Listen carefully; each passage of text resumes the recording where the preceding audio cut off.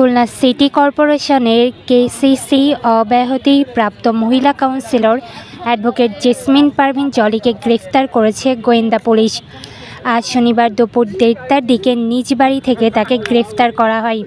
খুলনা সদর থানায় দায়েরকৃত মামলায় জারি নম্বর 18 সন্দিগ্ধ আসামি হিসেবে গ্রেফতার দেখিয়ে বিকালে তাকে আদালতের মাধ্যমে জেল হাজতে প্রেরণ করেছে।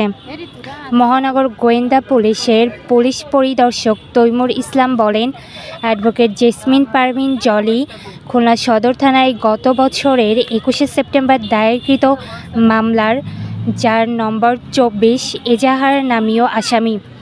এছাড়া বৈষম্যবিরোধী ছাত্র আন্দোলন দমানোর জন্য সন্ত্রাসী ছাত্রলীগ ও যুবলীগ ক্যাডারদের সহযোগিতার আন্দোলনে ব্যাহত করতে বিভিন্ন প্রকার সন্ত্রাসী কর্মকাণ্ড পরিচালনা করেছিল।